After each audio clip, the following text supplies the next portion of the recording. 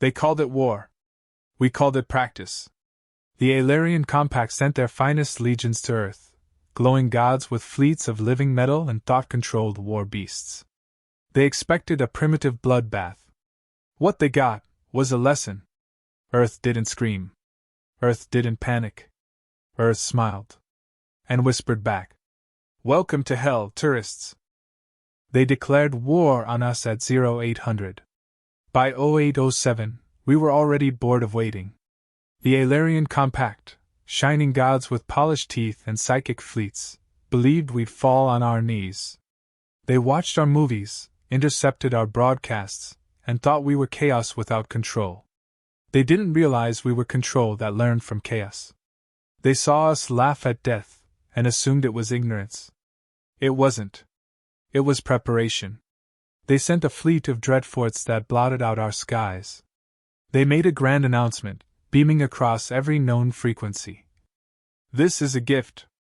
You will be uplifted, processed, integrated. Your warlike tendencies will be cleansed. You will thank us." And Earth? Earth said nothing. Not a word. Not a pulse. Not a signal. Just silence.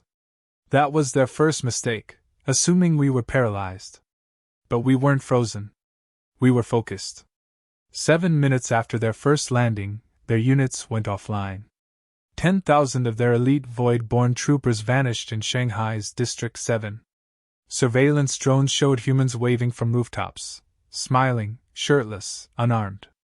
Then a man appeared, naked and bleeding, standing atop a wrecked alien crawler. He looked right into the Alarian cameras, spat blood, and said, "Protocol Warlock confirmed. Good hunting." No one knew who authorized it. But someone, somewhere, opened the vault. And out came Colonel Cale Trask. He didn't walk. He stormed barefoot across the frozen stone of Black Site Echo in Antarctica, eyes gray and hollow, scarred like the surface of a forgotten moon. No security clearance. No biometrics.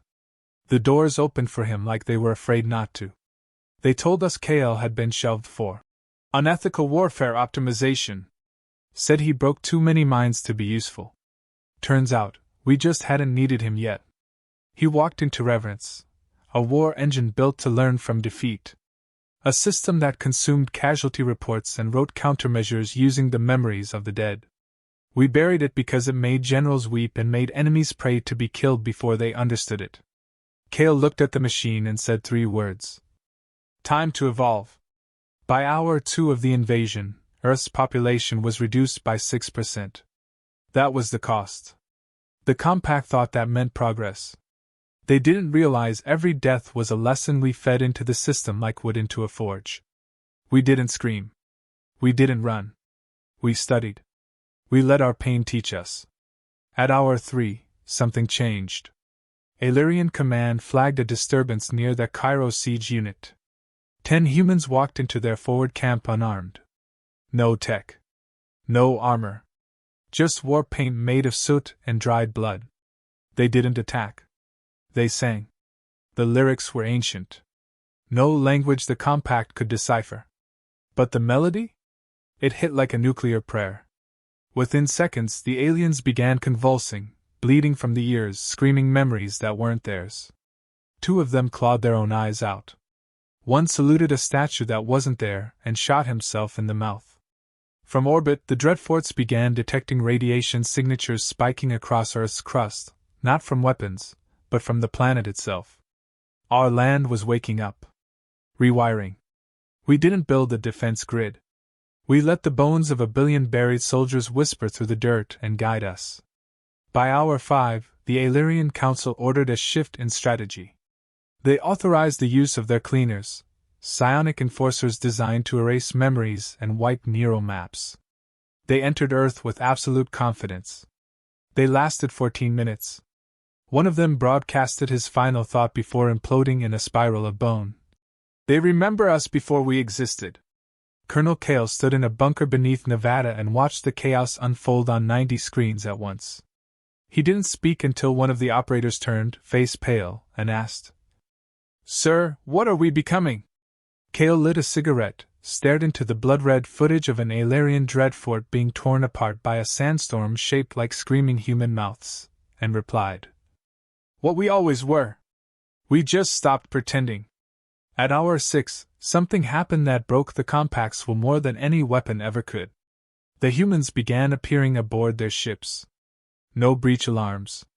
No teleportation spikes. No docking trails. They just arrived. Sometimes in groups. Sometimes alone. Bleeding. Smiling. Humming songs about rivers and fire. They called themselves ghost walkers. They weren't officially military. They weren't even supposed to exist. But Earth had been preparing. One walked into the central AI chamber of the Dreadfort's sovereign mercy. He had no weapons. Just a photo of a dead daughter tattooed across his chest, and eyes like someone who no longer feared hell. He sat in the command chair and whispered, "We don't need to kill you. We just need you to remember." Then he triggered the Mirror Hell cascade. Across the fleet, alien minds erupted into warlike seizures. They relived every human atrocity. They begged to forget. But they couldn't. We had turned our trauma into their blueprint. And still, the compact didn't surrender. They sent the Empress herself, descending from orbit in a living dropship that pulsed like a heartbeat. She addressed Earth's last remaining diplomatic frequency, voice calm, tones soaked in disdain. "You've proven you can fight. But why die for defiance? Why embrace extinction?" Kale answered her personally. His voice carried on every frequency, through every radio, into every orbiting ship and every blood-soaked battlefield. "We're not dying," he said. "We're becoming. And you're just the catalyst." The transmission ended with one word: advance. And every human left alive, wounded, broken, rabid, hopeful, charged. Not away from the enemy. Toward it. Because Earth had never wanted peace. Earth had waited for a worthy opponent. And now? Now Earth was smiling. The first Alarian victory was a trap. They took New Florence, a fortified hub in what used to be northern Italy, and announced planetary progress. Their warcasters erected spires to block human thought transmissions. Their fleet commander declared Kale's efforts obsolete. She called him a feral strategist bound by meat logic. Kale didn't respond. He just smiled and said, "Good. Let them believe it." That was hour 7. By hour 8, New Florence started transmitting the same 3-second loop, a heartbeat, a whisper, and a scream. No one could trace the source. The signal embedded itself into the compact's comms lattice. Pilots began hallucinating ground beneath their ships. Engineers saw frostbite bloom across their hands in zero-G. Some heard their own mothers speaking in extinct Earth tongues. At hour 9, the spires that suppressed human transmission began vibrating. Then screaming. Not mechanically, organically. They collapsed in sequence, one by one, like someone knocking over chess pieces, and every piece screamed in Alarian. The compact didn't know they had walked into a living war simulation. One Kale had buried beneath the ruins 15 years ago. The soil of New Florence remembered death. It remembered strategy. And now it was playing out a counteroffensive from a war that hadn't even happened yet. The Empress's tactician demanded Kale be assassinated before the simulation expanded. But Kale had already moved. He wasn't in a bunker anymore. He had entered the field. He wore no insignia. No armor. Just old boots and a coat soaked in ash and memory. He approached the scorched ridge of Sector Hades, where 300 human volunteers were holding off a siege battalion of 12,000 Ilarians. He walked straight into the blast radius. "Sir, it's unstable," warned a corporal. "The simulation's active." Kale nodded. "Exactly. That means the math is done." With a flick of his wrist, he pulled a trigger buried in his glove.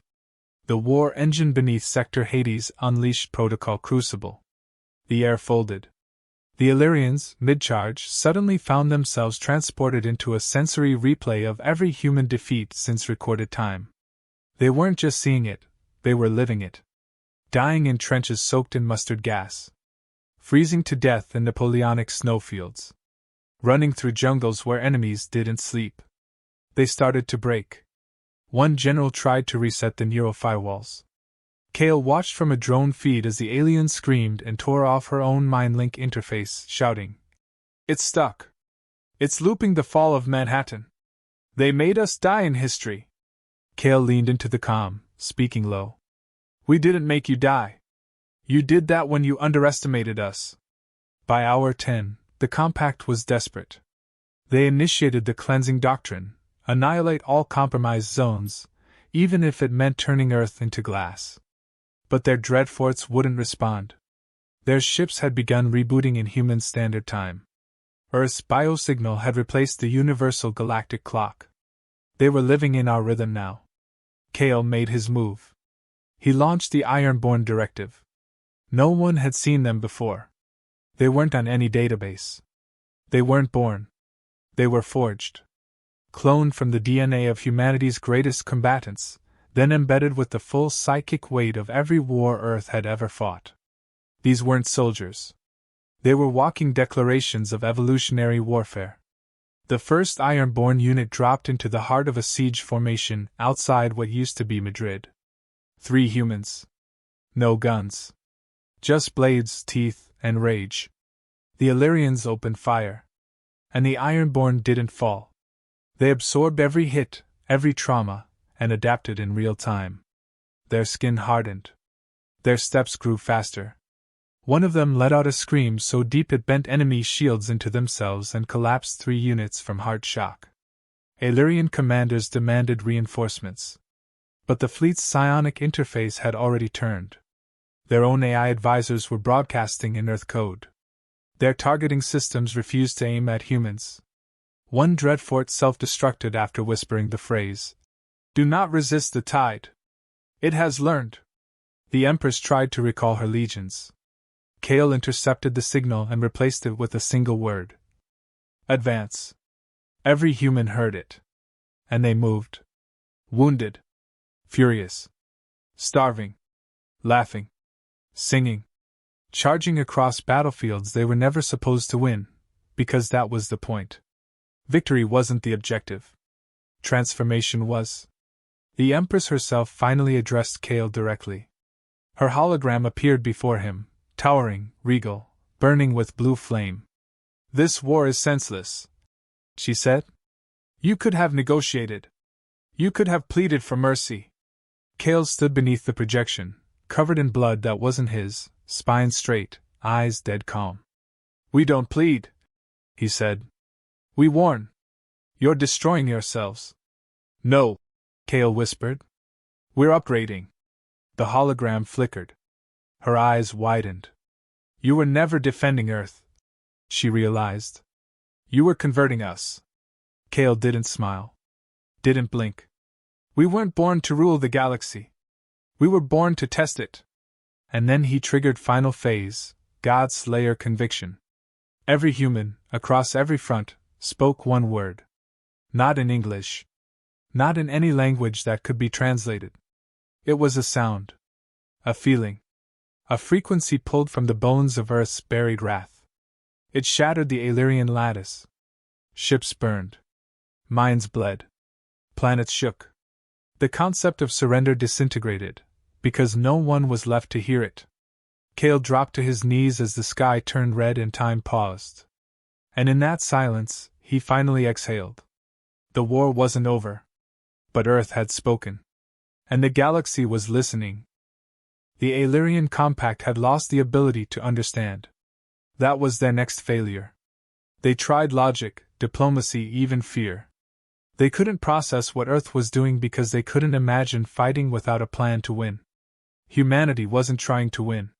Humanity was trying to break the rules the galaxy didn't know could be broken. At hour 12, Earth stopped hiding. Cities once buried beneath magnetic shrouds rose from the ash, alive. Buildings shifted position mid-battle. Entire streets reoriented themselves to funnel enemy troops into slaughter corridors. What the Compact thought were ruins turned out to be automated defense nests powered by grief-coded AI. The aliens didn't face armies. They faced memories. Buildings bled light. Streets screamed in Morse code. Every alley whispered old Earth names in their ears. They weren't just being shot. They were being haunted.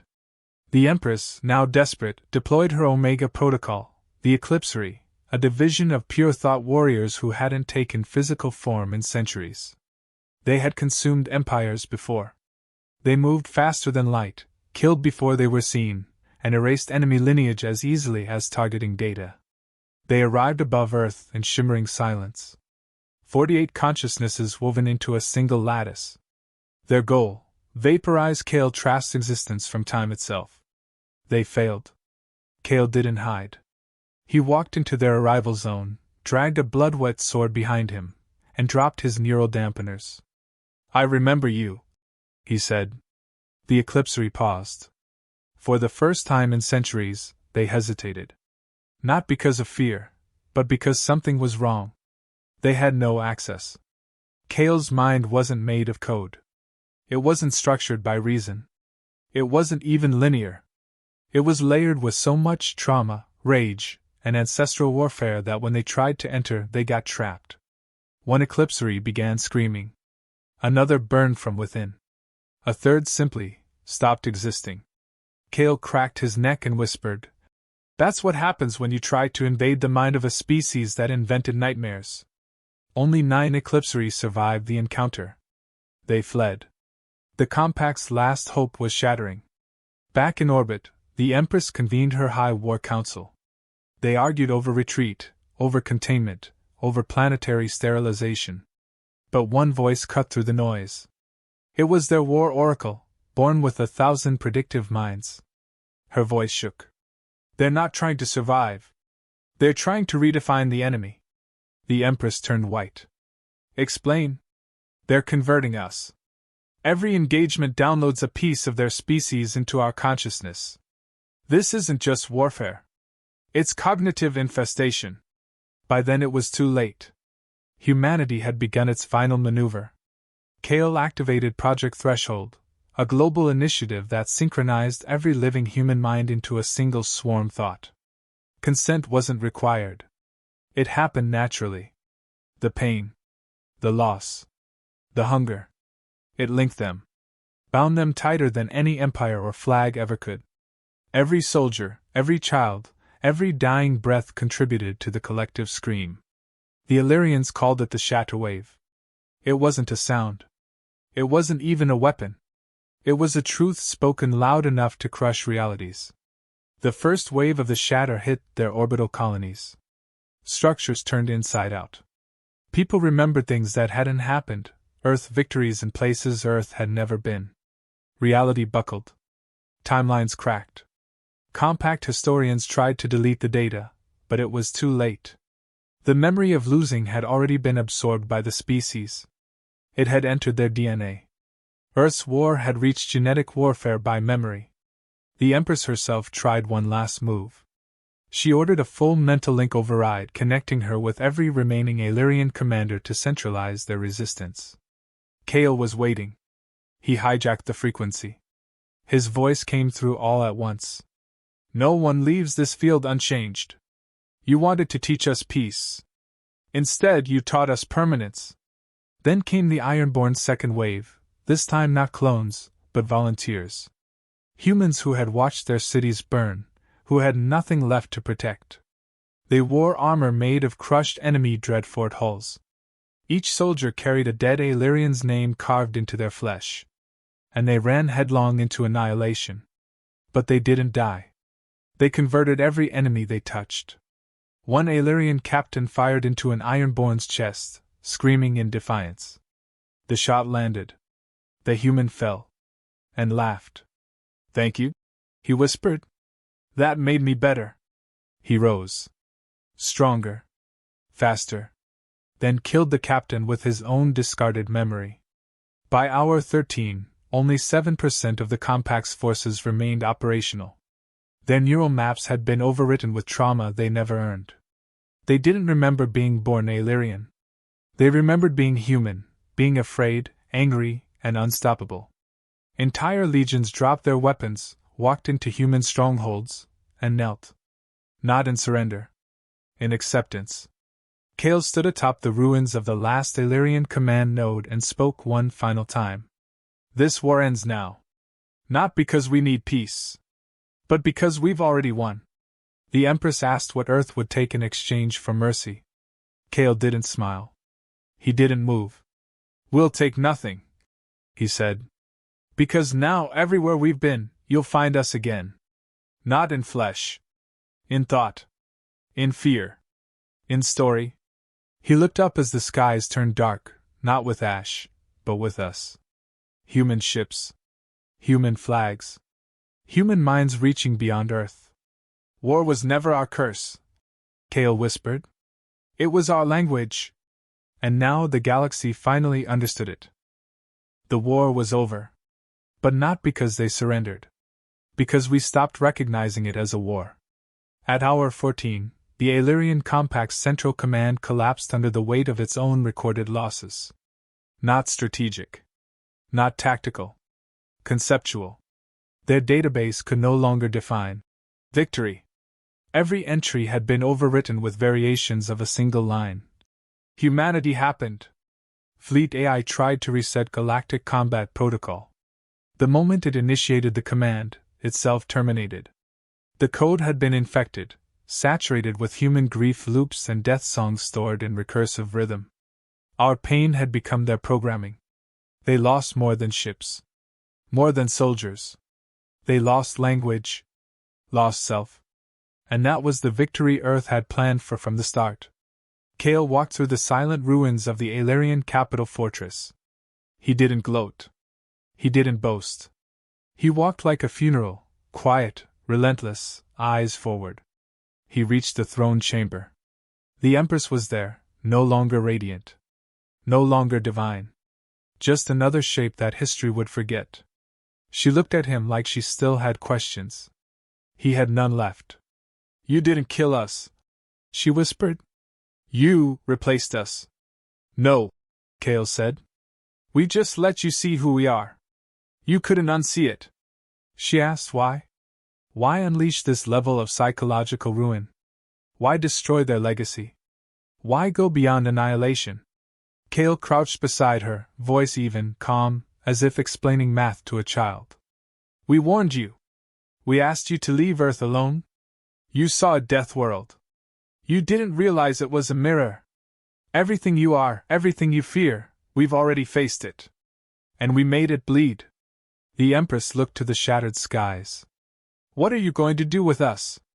Kale stood. Nothing. He turned his back on her. That's the point. Outside, humanity didn't cheer. Didn't sing. Didn't broadcast parades or raise flags. There were no speeches. No declarations. We just moved. The Compact's remaining worlds were untouched. Not out of mercy. But because we didn't need them. They would never rebel. Because rebellion required identity. And Earth had already rewritten that too. The galaxy tried to bury the data. Pretend it didn't happen. Species that had once ruled quadrants now whispered about the event in coded dread.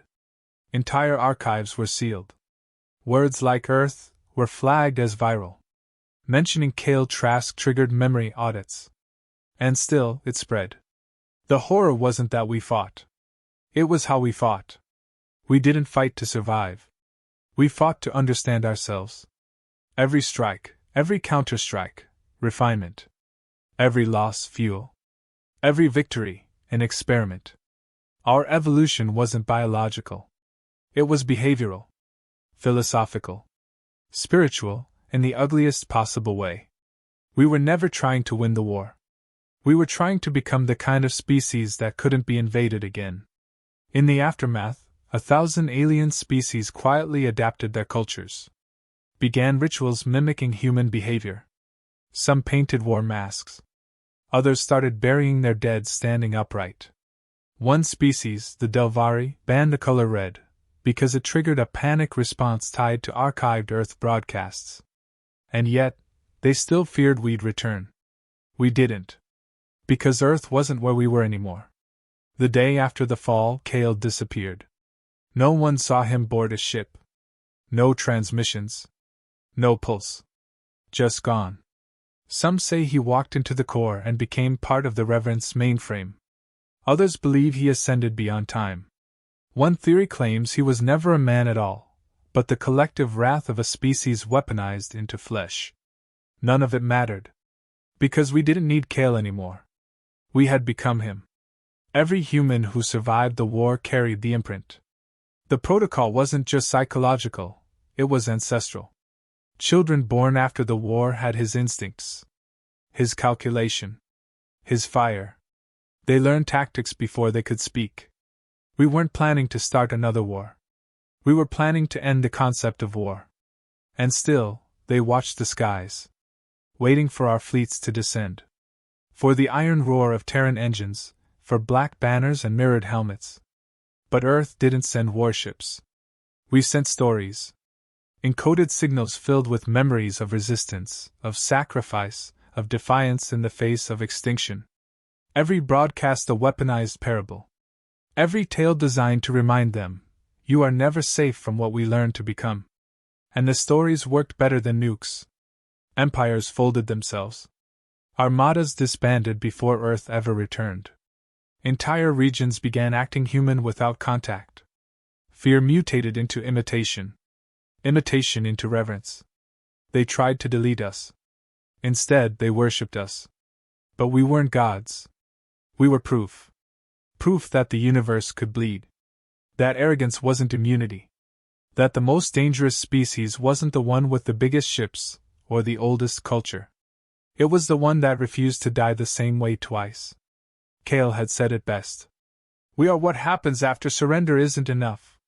And now? Now the galaxy belongs to that idea. Earth became a whisper.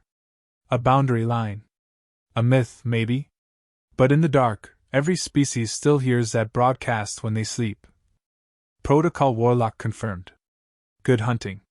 Because Earth never truly wins. Earth remembers.